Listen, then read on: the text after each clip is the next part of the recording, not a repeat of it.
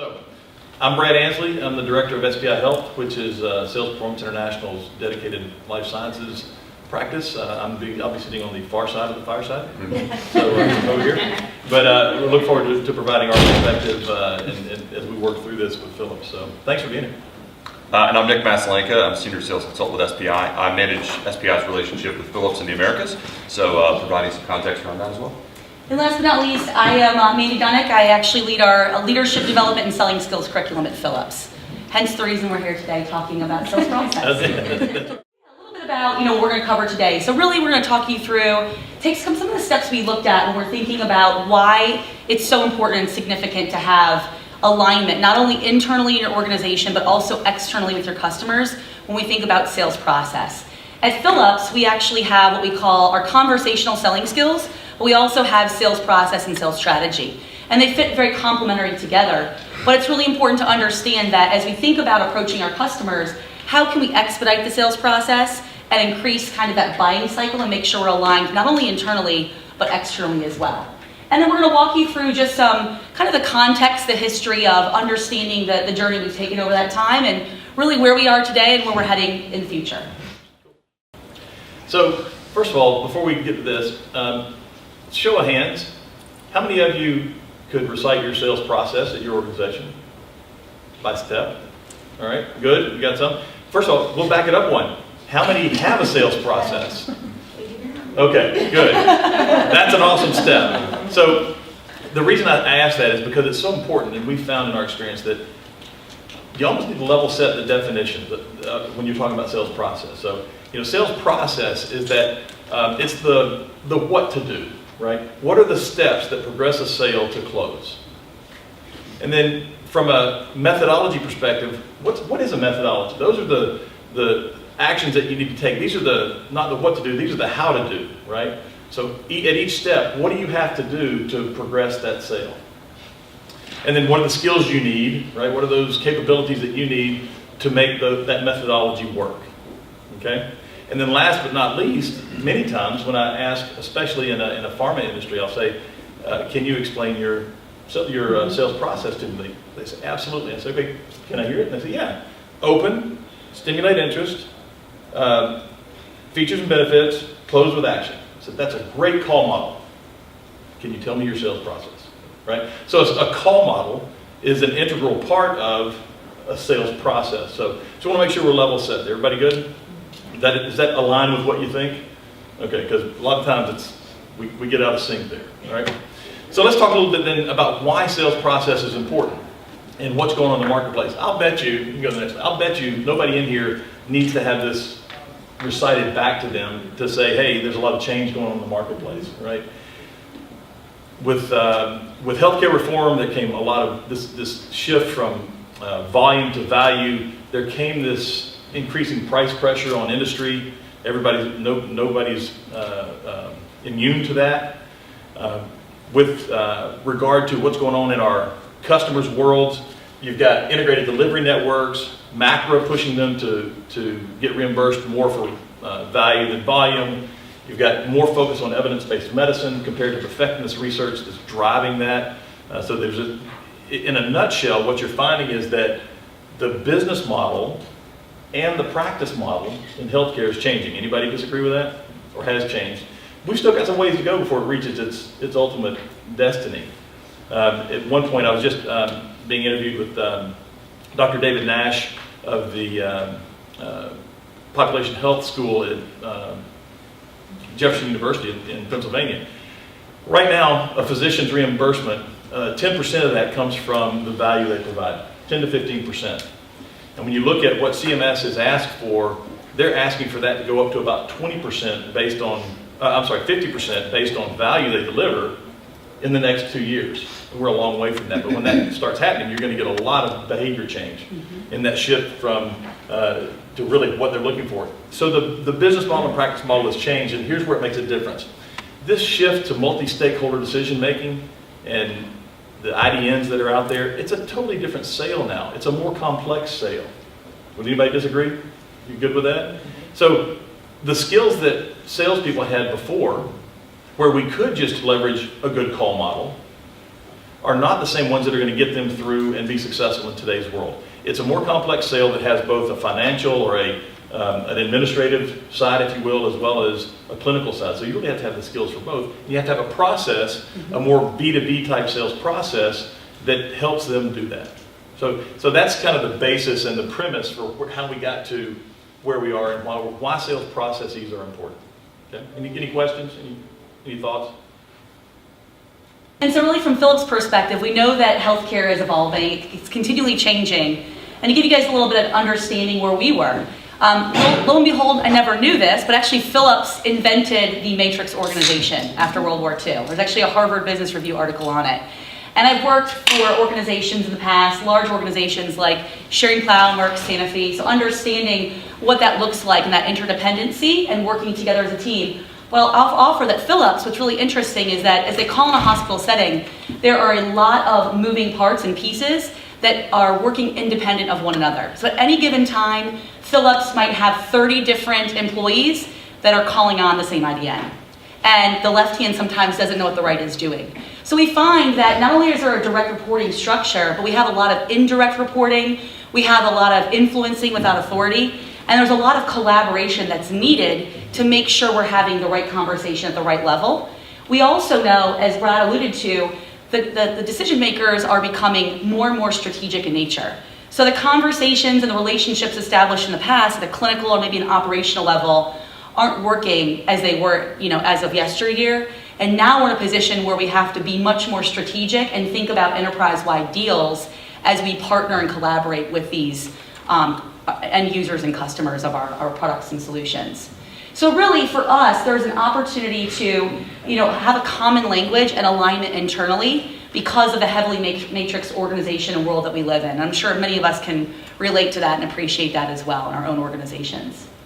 So what you'll see here is that really kind of was the pain point, if you will. That was kind of the tipping point for us to say, as we looked internally, we saw that we had a multitude of different businesses taking on different strategies in our organization. And ultrasound might be doing something different than patient monitoring, that might be doing something different than our imaging or diagnostic imaging or image-guided therapy businesses. And so we saw that as these decision makers were becoming much more strategic in nature, we really had to think about shifting our approach of how we were thinking about engaging and interacting with our end users and customers. And so really through that sales transformation process, solution selling was a great vehicle to do just that. And this is a slide I love sharing when we actually, talk through solution selling is it just gets us to think differently. So, and we can't live in the world as we once did, right? We have to change our approach and really think different about not just showing up with features and benefits, but thinking more about, business problems and capabilities and solutions that we can provide to solve critical business issues or missed opportunities that exist with our customers. And so you can see here, it really is shifting the thought process about how we engage, how we think about the buying process, as I call it, versus selling process, and show up differently as we interact with our customers. And I just add, it's really, in a nutshell, a shift from selling product to selling a solution, right? And that's what makes a difference. There's a different mindset from organizations, or when you ask them, what do you do? What do you sell? And the first thing they do is start talking about their product, right? Instead of what problems they solve. Right? So that's a big mindset shift. So in order to paint the picture of what happened during that 1-year ramp to really get this up and running, we have to give you a little bit of a backstory here, because the engagement between SPI and Philips started all the way back in 2012. And there's a couple important pieces of the story that help inform the complexity of actually starting this process in 2016 and 17. So again, our relationship started in 2012, and we built out what Philips branded as customer-focused selling. And we encourage our clients to do that. Anything they can do to internalize the program, make it their own, and name it, we find it to be really powerful because it really does embed it into their organization. However, there's one caveat to that, and we'll talk about that here in a minute.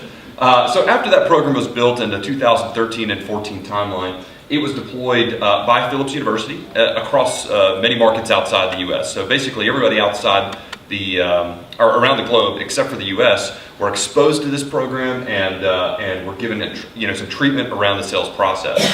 It's also important to note that the original program was built for an organization that focused on selling lighting products and healthcare products.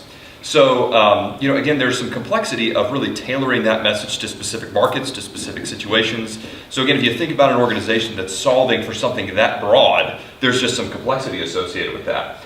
So in 2014, late 2014, it was announced that the two businesses were going to split up, and in 15, it really happened in earnest. What that did is I think that gave an opportunity for everyone to step back and think about, okay, how do we tailor this program? How do we tailor the sales process? And what elements of this can we really fine tune to specific markets and product sales and things like that? So in 15, a lot of the thinking happened there. But what's interesting is the function, the actual physical function to deploy this type of training did not exist within the North American Sales Organization until 2016.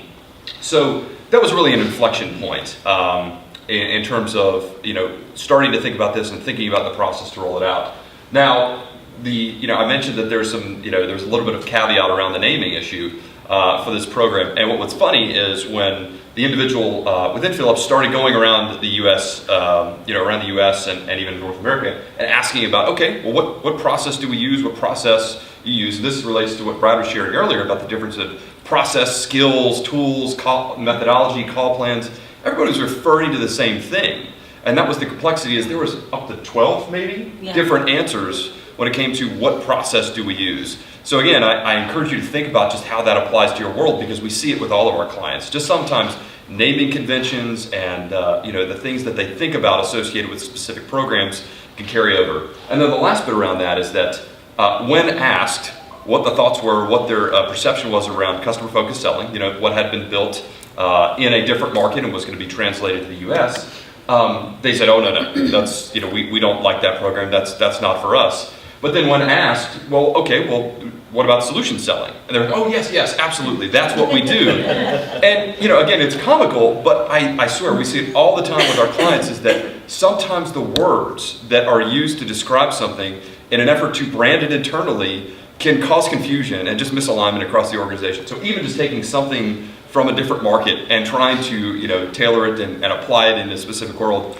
just there's immediate misalignment there. And then I think there were some even other issues around that just internally and with other customers issues as well. Yeah, so globally to the North American market, there was clearly some misalignment there. We also had misalignment within the different businesses or BUs in the North American market.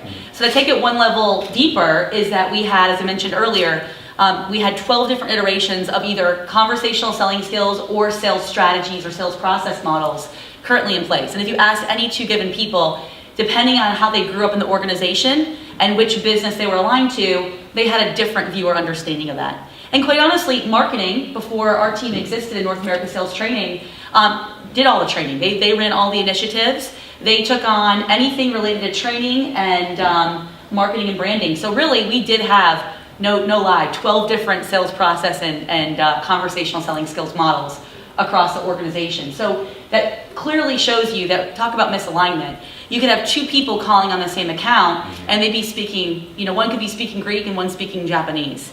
They had no common language to speak of in their own organization to think about how we could best approach the customer and work together synergistically. And then lastly, we also think about misalignment with the customer. So if we don't have alignment internally, how can we best show up then and be actually having interactions? We've actually had other individuals share with us before that the biggest joke about our organization, as great as the people and the solutions we offer, is that there can be people, strategic roles that might actually introduce to Philips colleagues, right? So we know that can happen in large organizations. But we knew that there was misalignment, not only internally to our organization, but also not having the appropriate level of conversation and approaching and engaging our customers in the right way. Yeah. Quick question to the audience. So, any global organizations in the room? Most, if not all, right? So, does this resonate? Can you see where that could come into play? I mean, one person calls it one thing, somebody else calls it another, but you're really talking about the same thing. It's all nomenclature, and it really just exemplifies how important it is to be on the same page and speaking the same language. So, all right. So what I'd like to do, I think we've got enough critical mass here, is to say, okay, because it sounds like this resonates a little bit. Literally take 2 minutes with the people around you and come up with some of the challenges you face. We'd love to hear from you to see if it resonates, if any of this resonates, or if you've got some other challenges, and maybe that'll stimulate some other thought process behind what went on as we were trying to do this. So take 2 minutes just with the folks around you, see if you can come up with the challenges that you faced around alignment in your organization? You guys go.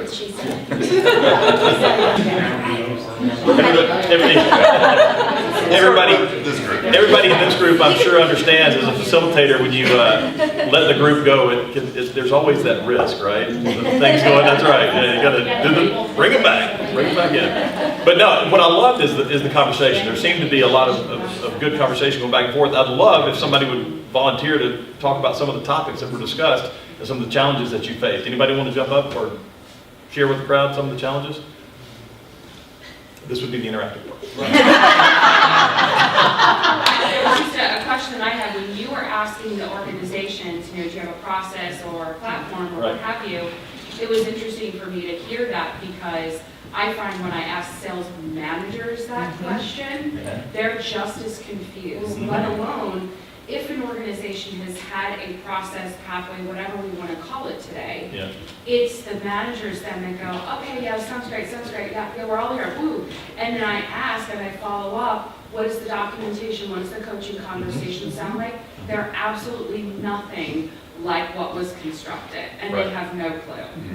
It makes a difference, and I don't know if y'all want to comment on this, but that's where this becomes a top to bottom engagement where CRM, technology has to support the process, managers have to support the process, all the way up through the highest ranking officer you can get to support the process, right? It's got to be through and through buy-in. I don't know if you... No, and we're going to talk that a little bit about observations and where we are today, but quite honestly, that's exactly what we found, Melissa, is that we started with sales process, and you'll see our journey of what we did over the last 12 months, but now we're at a place where we said, that if we don't have a coaching culture and reinforcement, this is not going to stick, right? There has to be a method to our madness and an opportunity for us to do something beyond the certification process and the live training event of solution selling. So that really is, that kind of bubbled up. We knew that was an issue before, but now more than ever, that coaching culture and that focus has to be supported and sponsored organizationally, or we're going to be back in a position where we have 12 different iterations again. And there's one other thing and we've seen this, and this is true here too, is that most people think of sales process as the coding of the names in the CRM system. They think that's what the process is.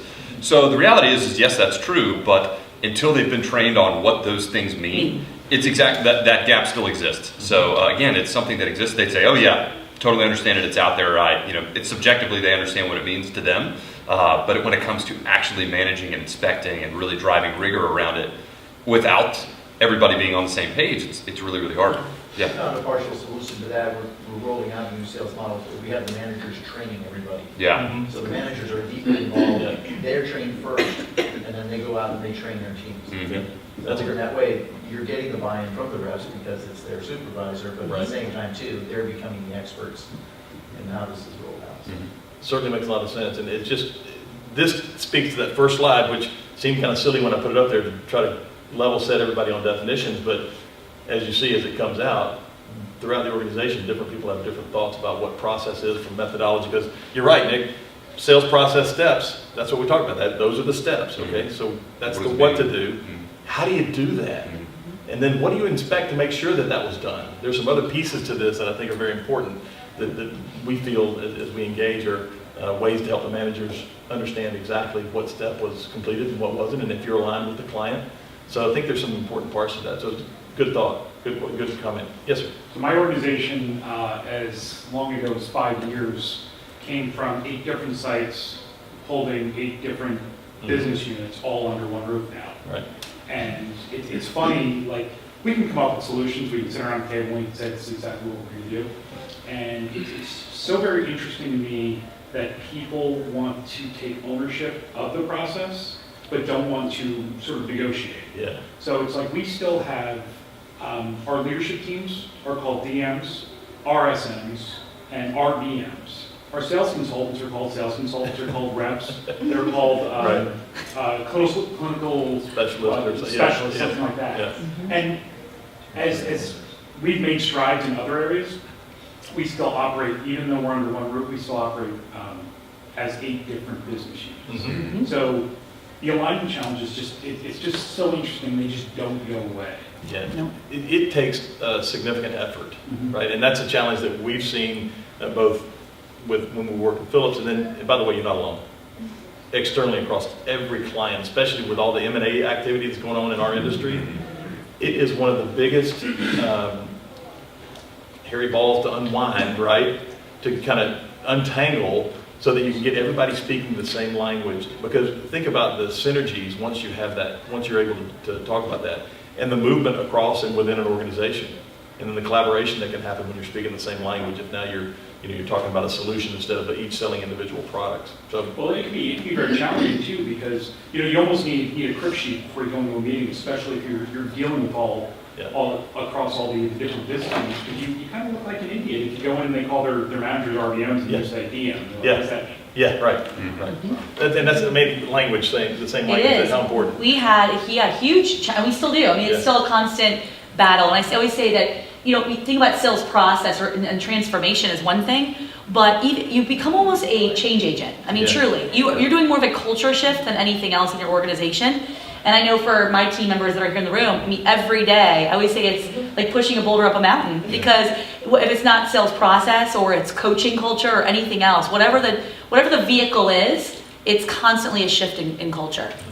I think we had a question here or I was just comment. going to make a comment. So unlike the situation was just brought up, I'm in a small organization that launched with one product and no sales model, because we were just building the plane while it was flying.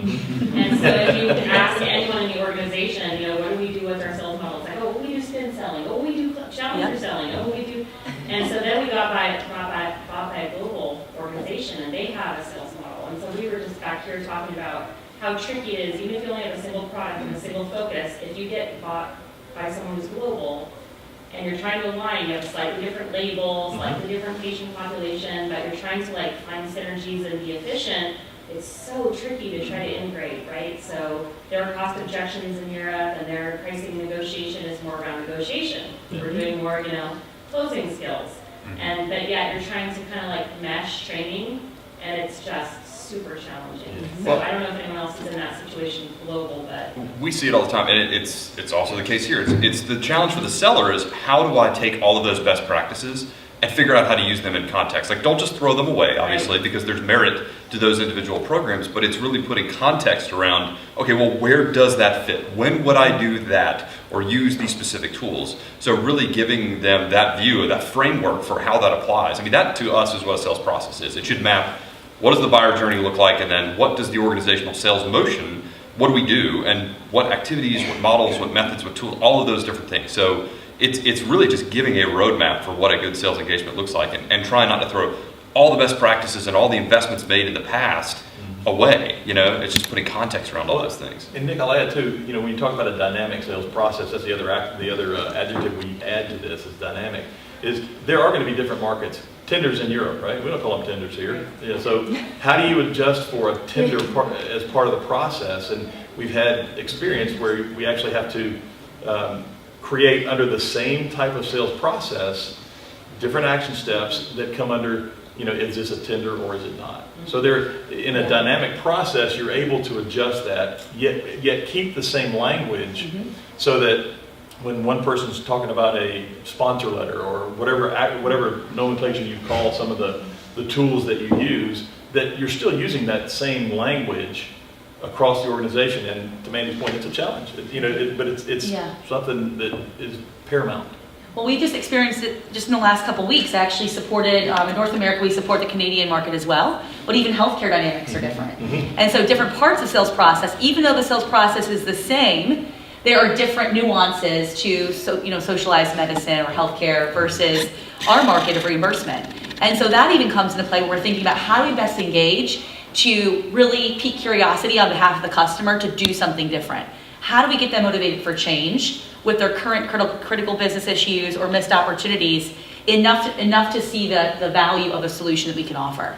And so there are slight nuances in that market, even when there is a request for proposal that's out there about when they can actually engage a customer. Right. So it's very interesting to take all those variables, whether it's ex North America, different healthcare systems and whatnot.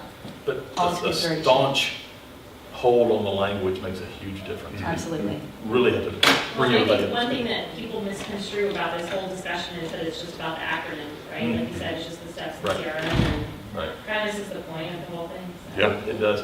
Quick question, do you feel like your organization, those definitions we talked about at the beginning, do they have that down pat? Or do some of them still look at the call model as their sales process? What do you think? Yeah, I think probably you're gonna get 17 different Yeah, answers yeah, from yeah. 17 different GSMs Exactly. that made it what they wanted it to be. And that's the tricky part is Yeah. if you don't have something led by CL&D and you get the support of leadership and you get the time and you get the money and you get, all those things, like it just becomes all these derivatives. Right. Mhm. Yep, good point. Do you have a comment there, I think? Yeah, so we are in a device space, or in the device space, and we were talking here that we've got a group who have done the job for a long time. And so they come in and say, your sales process is cute. I didn't need your feedback, so apply, you've got this. Yeah. Yep. And my question is twofold. One is, as you roll this out, do you view this as more for people who are new hires coming into the organization? Is that 80% of your focus, and then everything else is building culture over time? And then secondly, when you build this out, to be very honest with you, I was with Sherry Paul as well. That's the last time I saw a sales process. And I don't want to say how long ago that was, but you know exactly how long ago that was. So for me, I look at it now and I see we're creating one, but I'm grabbing some challenger sale and some challenger customer, and boy, this looks good, and that's nice. And, Yep. but to be very honest, I don't know that I've ever actually seen a model that I could say, that's what we want to aspire to. To answer your question, the first one about, how are we approaching or engaging this, and we'll get to this here in a minute, kind of the journey we were on, is we tackled kind of both of those at the same time. So let's catch individuals as they come new to the organization, but also think about what are opportunities or live events where we can really kind of have that tipping point, that adoption curve for enroll representatives and managers alike through different events. So that was a part of the process, but quite honestly, as you shared, along this journey, what you're finding now, and we'll speak to this as well, is organizationally, we're uncovering other challenges that do kind of create a rub, if you will. They create some tension or some friction. It's even what are we engaging our customers? And a big concept in solution selling is a lot of time, if we look at the time that's spent on behalf of all of our account managers or specialists, they are spending so much time tactically working on deals. They're providing quotes or they're responding to a request for proposal, and they're not spending time early in the buying process actually engaging customers and helping carry them through the buying cycle. And so what we're finding is because they're not engaging them earlier in the process, we're spending all this time tactically trying to win deals, and a lot of times we don't have a viable seat at the table because we didn't help set the requirements to begin with. And then additionally, we're also finding that in Salesforce, if you do a good job with sales strategy, your funnel management, your forecasting accuracy, and your process should really be on point. And we're finding now that we are having huge issues in Salesforce, and it's kind of surfaced as well. So a lot of this is kind of coming together synergistically in our organization, where we started on this journey with solution selling. However, as we've progressed over the last year, now we have a lot of initiatives around Salesforce and making sure that what we input is providing accurate output. And also we have initiatives around our entire marketing organization, shifting from technical product specifications to how can we be more solution focused and speak the customer's language. And so instead of selling, an X-ray or an MR or a CT or CAT scan equipment, now we're talking about things that they actually care about in a clinical, operational, financial space. So what does that look like, and how can we make sure we're speaking that common language? I think there was a comment back there. You alluded to it. Formalization of the sales process for you, how has it impacted your forecasting?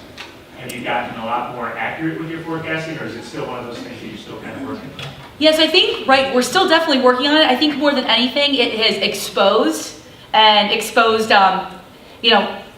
lovingly to Philips. I love the company, but quite honestly, it has really exposed how off our accuracy is. So we're at the place where we've really uncovered the situation that we're currently in, our current state, and there's actually plans underway right now to actually, a lot of key initiatives to improve that. So I think we're at the place right now where it's just shed a lot of light on the current state, but now we actually, the good news is we've got executive leadership and sponsorship to see what we can do to improve that. And I personally think solution selling can be an integral part of that process. So as you're trying to figure out the forecasting piece of it and figuring out where those gaps are, have you refined the process a little bit, saying, okay, we've got our key milestones under each one of these stages?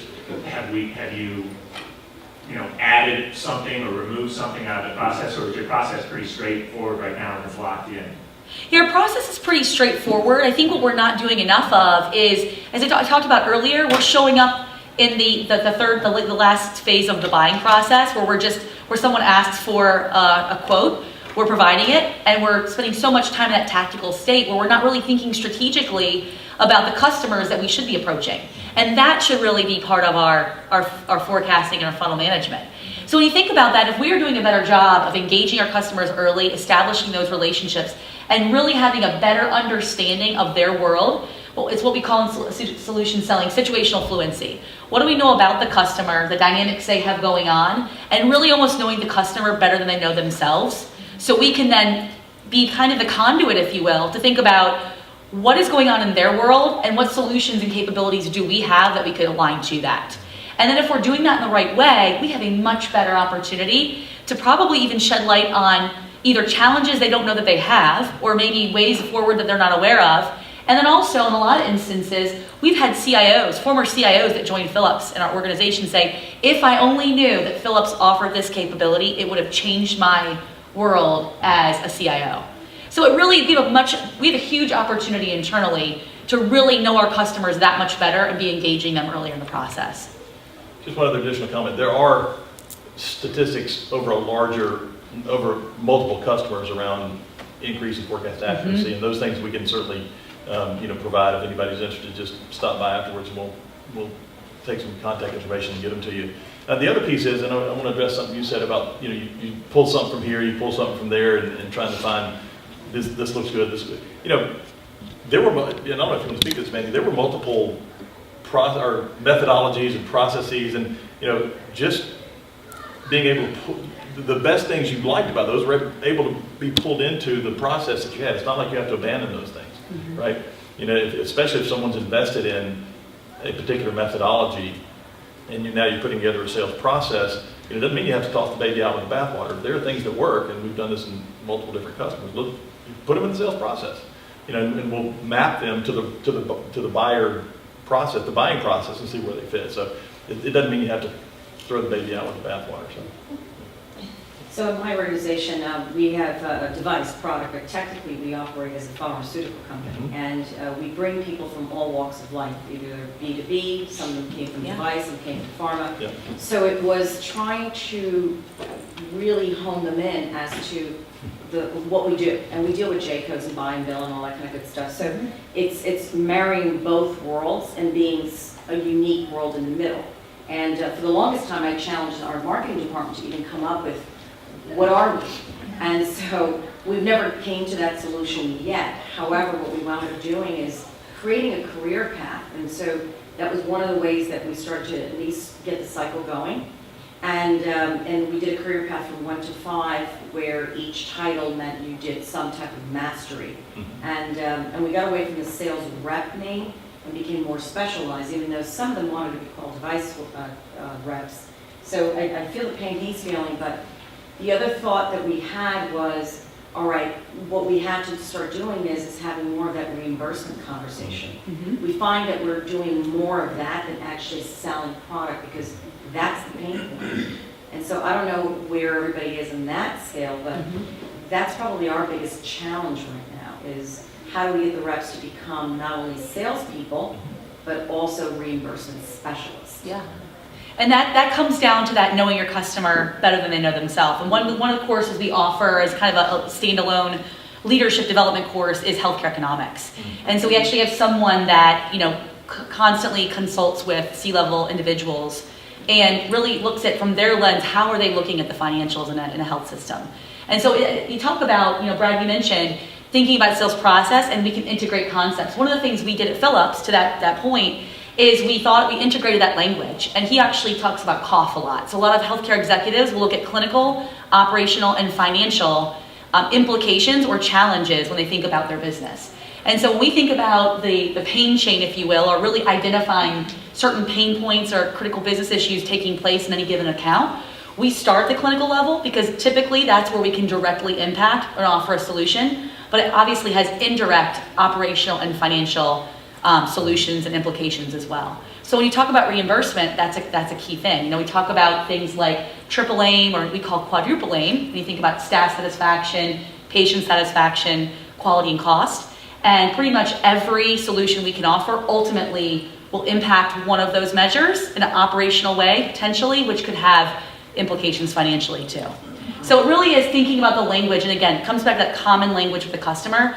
And like you, we have a lot of people we hire clinically. We have individuals, it never ceases to amaze me, being a salesperson and sales training myself, that every class, new hires, I'll have at least maybe a quarter, if not half, it's their first sales training that they're attending. And so to just understand and give them the foundation of what sales process is and how to best communicate effectively and engage our customers and being aligned with them is pretty important. So we'll give you a quick view on what the actual implementation looked like over a 12-year period, because I think some of the questions you've already asked have alluded to what that process Or a looked like. 12-month period. What is it? 12-year. 12 years, yeah. 12 years. Man, we've been working along there. Feels yeah, like 12 years, that's right? right, exactly right. So, and Mandy, I'd like for you to speak to some of this too, but the first piece of this, and this is true to all of our clients today, you know, it would be ideal, I think we would all agree that it would be great to have 2.5 to 5 days to pull people out of the field and really think through and dive into these issues. Anybody think that that's practical?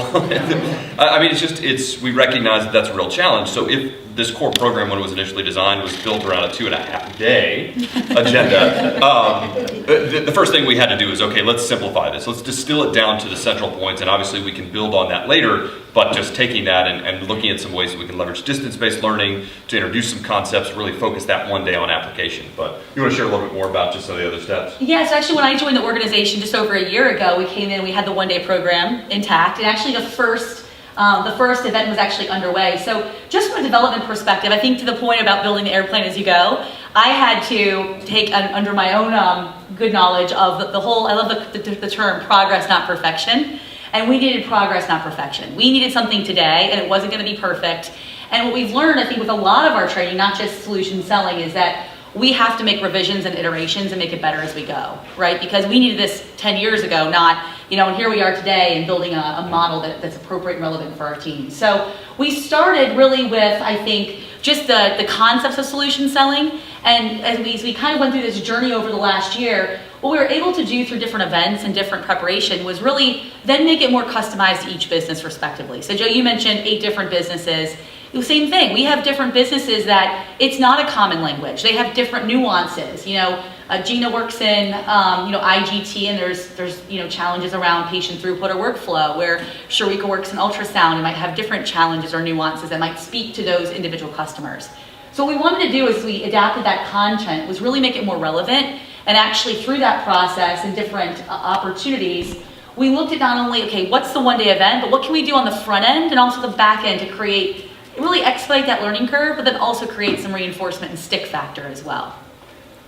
So if you have disparate business units, Mm-hmm. you have different call cycles. One is capital, one is implantable. Yep. How do you reconcile all that into one, or do you? You know, we have the same things. We've got some of our equipment is 5 to 7 year buying cycle. Some is 10 to 12. Some is, we actually have disposables as well now through the cath lab and our image guided therapy business. And so really what I like about solution selling is it's more conceptual in nature, that you can make it your own. And you can really adapt it to the needs of those buying cycles. So we don't really put timelines around it, but it's really understanding where's the customer in this part of the buying phase? What behaviors are they demonstrating? And how do they need me to show up as the representative of Philips for my business? You know, are they close to, you know, the end of the buying cycle where it's all about risk mitigation, right? What can I do to decrease their risk around implementation? Or on the first phase of buying where they're just, you know, trying to even understand what their needs really are. And so if we can better understand and assess where our customers are in that process, then we can show up in the right way and be kind of on the same page with them. And so that's how we really approach it. Well, just from a broad perspective, you're not the only organization that has that breadth of product, right? And as long as the nomenclature, right, is the same. I mean, we have clients within the same organization, in fact, even Philips, that have a 9-step sales process, and then they have some consumables, and it's a 4-step sales process, right? Yet the language and some of the language and the tools that they use are aligned, right? They're just tailored to that particular audience. So that's again part of that dynamic sales process that we talk about, that it has the capability, it's designed such that it can expand or contract based on the type of business and the type of buyer that you have. So it does get tailored down or up, as the case may be. So, but across the organization, you're still speaking the same language. From 4 steps may have the same names as 4 of the steps in the 9-step process, but at least across the organization, you're saying the same things. And some of the methodology is the same. And of course, what we call verifiable outcomes, those things that help manager and seller understand that they are aligned with the client and where they are, or the buyer and where they are in the buying process, those things can all be the same. And it's like a toolkit, right? You're not going to use every tool on every job, but it is a guidance that helps those sellers walk through the sales process and meet the buyer where they are in their journey. 2 other quick philosophical points about the sales process. It's not about what you put in, but it's about what you leave out. Because you want to really represent about 85% of the possible scenarios that you could encounter. Trying to solve for all of them that's where you get gridlocked on process, because there's always going to be the exception. But if you can, philosophically build it around 80% of the situations, that's ideal. And then secondly, you want to make sure that it represents the complexity of the sales situation. So like Brad was saying, don't force them into a 9-step process if it only takes 3. Again, you can make sure that everybody understands it is on the same page, but it's more about, not trying to manage the outliers, but trying to manage to most of the norms, because that way it's easier for a manager to identify the outlier too than it is if you're trying to account for that process definition too. So we got about 15 minutes left. I'm sorry, go ahead. Yeah. Yep. So then you get to points where you're talking about the end user, you're talking about the hospital, so it's account-based, it's physician-based, prescriber-based. So then I feel like you're also segmenting there as well. Well, the interesting part here is early on in the sales process, you have to identify that key player list, right? Mm-hmm. And for any product, that key player list may be different. What are the call points, and then what are the different areas? Mandy, you were talking about starting at the clinical level first. Most of the time when I'm talking to an organization, I say, where's your first call point? And they say, oh, we're here. And I'm like, aspirationally, where do you want to be, right? And they said, well, we'd love for them to start here. Well, understanding what that key player list is and what the critical business issues are for each one of those at the very beginning helps you pull all that together, if that makes sense. So you can understand where you need to be in that particular part of the sales cycle, and gives you that situational fluency. In today's world, you go back to what they used to call a buyer 1.0 versus buyer 2.0. You'd walk in and you were the expert. They needed you so that you could help them understand what's going on in the marketplace. Now, when our sellers walk into an organization, they're already halfway through the buying process. The internet, colleagues, references, they've already done their research. So it's incumbent upon sellers today to come in with a point of view and to already have an understanding of what the critical business issues could be. And that's part of what we talk about very early on in a sales process, is developing that key players list and what the potential list of pains are. And we'll actually show you a couple of tools here. That's a good point, because that's the element where you think about the actual program. That's one of the critical pieces that can be tailored to accommodate those specific things. You want to talk a little bit about the process and just some of that? Yeah, so these are some of the tools that we actually build out within each of the businesses, respectively, to make it more relevant for internally to Philips, but also, as you mentioned, you guys start talking about key players list. So one of the things, I like to think of sales process as your game plan. It really is like having, it is your game plan about how am I going to engage, what's my strategy, and then actually how you show up and what you say is our conversational selling skills, is how we approach it. So when you think about your game plan, who are the key influencers, who are the key decision makers? And one thing I always love to share as well is that, how are they hired, measured, and fired? What do they care about? What's going to get their attention? And then whether that, to your point, whether that is a physician, whether that is someone in a hospital setting, outpatient setting, whatever that might look like, it's always tailored and it's specific to that customer. And so regardless of what type of model you're in, whether it's a different timeline of the sales process or different stakeholders, we make sure that as we think about identifying those key influencers and decision makers, that we are really hitting a nerve and striking a chord with them to make sure we are identifying either pains or challenges that they're facing that are specific to their role, that they would be measured on at the end of the year. So sometimes I say, if you have Workday, if you start at the beginning of the year 2018 and we all put in our year-end, our objectives for the year, what will I be assessed and measured on at the end of the year and evaluated on? Same thing goes for our customers. And so really thinking about cheat ourselves and provide value. And this is one thing that we talk about a lot. Again, it's more from the buyer's perspective and the buyer's lens. Oftentimes, we like to think of how great our solutions are, but we don't think about the customer's perception. And we always say beauty's in the eye of the beholder, right? So when you think about it, we know our uniqueness, but how does the customer perceive us? What is the value? It's kind of like doing a mini SWOT analysis and really understanding where you reside in the customer's eye, if you will, before we engage them and thinking about where we have the best chance to win.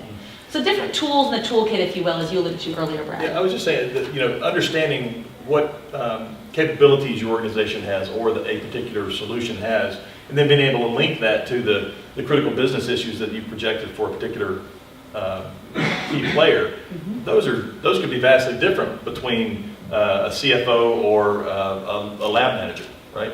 So understanding those things and understanding your solution and what those unique qualities are from the eye of the buyer is a big piece of understanding early on in the process, that situational fluency that you need to go into each conversation. You have that separate viewpoint from their point of view. Absolutely. So in the spirit of time, we won't go into great detail, but I will address one question that came up about, do you start with the new hires or do you go to the existing team? And the answer is yes. But in this context, it was easier. There was already an infrastructure around new hire meetings and onboarding, so it was a great opportunity to introduce them to this. They won't know another way of selling within Philips. So you just don't want to miss that opportunity. So that was the first step, and also really started as a proving ground for the iteration process too. So to get some feedback and just start to tailor to specific examples. These are somewhat drawn to scale. I think the two main points are that we leveraged big meetings that took place to take a day and really indoctrinate and immerse everyone into the sales process during those meetings, and put context around it, because you can tie into the theme of what's going on, and you can talk about, in the case of that product launch, it was all about selling to the enterprise, and moving up the food chain, and that really became the opportunity to say, okay, well, how do we do that? So it really flowed nicely into that, and then we'll just touch on the certification process. Yeah, and honestly, all the deployment there actually gave me a great opportunity to work with Betsy Cage, who was my mentor actually, and helped through my certification process and journey with SPI to facilitate internally. So now I'm actually certified through the process, and I support all of our new hire onboarding as well as supplemental teams that still need to go through the certification process. So today, I think we actually said 0 to 1,300, but today I think we're actually upwards of 1,600. Yeah. Where, as you can see in the deployment, we had new hire onboarding, some different events like ultrasound meeting, roughly about 50 people in each of those attendees. Patient monitoring was about 600 strong, and I think our national sales meeting is about 600 as well. So it was a great opportunity to leverage, again, having that existing time and make sure that we were orienting and kind of creating that foundational understanding of sales process to have that common language internally. Clearly it wasn't 600 all in one workshop. Not all in one workshop, yes, multiple breakouts. But those also gave way to going through doing boot camp, virtual training sessions, also co-facilitating and ultimately leading the session myself as well. A quick question on that, Mandy. What value, from your perspective, was originated by you being in the organization, you being part of Philips training? Just any thoughts around that?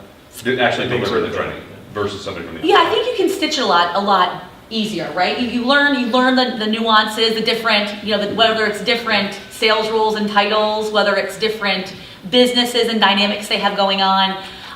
Working actually with our ultrasound team, a great example of knowing their own pain points internally, right? So we know that our ultrasound team at one time had challenges engaging earlier. And so we made sure to really drive home those points. Or certain teams that maybe didn't hit their revenue or their order intake for a current year. And there's clearly opportunity to have better funnel management and forecasting accuracy in Salesforce if they're not hitting the mark. And what are they doing on the front end to make sure that they are aligning themselves for success in the next calendar year? So I think being able to stitch that in and being able to tailor that really made it resonate a little bit better with each of the groups. And I think to even speak to where we are today, I mentioned the Canadian sales team, working with them ahead of time, working with the sales leaders to think about what are the challenges, walking them through the content, orienting them ahead of time, really helped in our success for things like our national sales meeting. We did that with each of the groups over virtual sessions. We built out all of those tools for each of our groups. And I want to say we did about 13 different case study tools with 13 different leadership teams over, I think it was the last 2 weeks of December, the first 2 weeks of January, over virtual sessions. So we did a lot of working sessions to make sure we had that sponsorship and engagement as well. So really thinking about, where are we today, kind of through this journey and this evolution. The biggest thing we spoke about is having that kind of speaking from that same sheet of music. And really internally, I think at this point in time, I mentioned 1,600 strong. We still have iterations of people that, bring up the days of yesteryear, whether it was spin selling or challenger or trusted triangle or strategic selling or Miller-Hyman or consultative. And we're constantly work in progress. But I would say all in all, I think with our organization where it's heading from a solution focus, even in our marketing teams, really focusing on Salesforce, making sure we have accuracy there, but also thinking how we're best engaging our customers. We're finally at a place where we're starting to have a common language between our different roles, which include account executives, account managers, and specialists, and calling on different roles in the customers as well. And then also with certification, as I mentioned, there are some teams that still remain, but for the most part, I would say we're probably upwards of, we're at least 90% certified now, if I had to estimate what those numbers look like. We have 3 remaining teams and plans actually underway. Just this year, actually, after all of the events that transpired, we had plans with our service sales organization, our Canadian sales organization, and then we have currently our diagnostic imaging specialists have plans in the works to actually go through the certification process as well. So we're there. And then I think the last thing is now it's really focusing on not just the sales roles themselves, but also thinking about all of the support teams. So there's an opportunity for marketing to participate in these courses, to better understand how they can position and align their solutions from a branding perspective. And then in Philips, we have, as I mentioned before, a very complex matrix organization. So we have pre-sales teams, we have post-sales teams, we have service organizations, we have consulting services. So now we're looking at an opportunity to actually think about not just the sales role themselves, but all of those peripheral roles as well, and how we can make sure we're pulling them in to understanding what sales process looks like and means as well. I know we're tight on time, but I'll just quickly hit on some of the lessons learned, and obviously the biggest one there. Maybe you were to speak to Big Circle, right? Yeah, progress, not perfection. Again, we're continually a work in progress, so we're always finding ways where we can do something different. We started on this journey with a one-day event and just focusing on a live training event. We added in, some tailoring of the different tools that we had available, pre-work, post-work. I think what we're finding mostly now is that what can we do to really reinforce the learning and have our leaders be able to coach to solution selling and pull that through and actually utilize it on a daily basis as part of sales process and strategy. So that's really where we are today. And then we talked about a lot of this throughout our day today. So I think that we've actually had every single one of these. But clearly now we're in a place where we're influencing forecasting standards. That coaching culture is clearly a big one right now. So again, this is kind of where we're headed. Yes, you can see that we say revise and repeat. It is truly all about thinking about, what can we do to keep reinforcing the learning, right? To make it not just a one-day training event and to actually have that stick factor. And then also thinking about who can be our change agents internally as well. We have had some great successes and some people that just kind of cling to it and have had some great proof points or success stories internally. So really making sure we expose those and communicate those broadly and keep reinforcing all that. So right now we're actually working on newsletters, continued communication, and then also doing subsequent reinforcement trainings as well. So partnering with our teams that are having different businesses that are having sales meetings, what can we do to partner and actually reinforce solution selling and think of that next level process of taking live opportunities, pulling them in, and leaving with a roadmap for success. I think that's him. Yeah, you can leave that up with that part. Any questions before? I know we're right on time, so any other thoughts? Y'all have been great interacting. Anything else that's on your mind, or any questions, any thoughts? Only about 100, so. Only about that. We'll stay after. So, but thank you all for joining us. LTEN would love for you to use the app to tell them what you think about the workshop, and hope you have a great rest of the show. Thank you guys for joining us.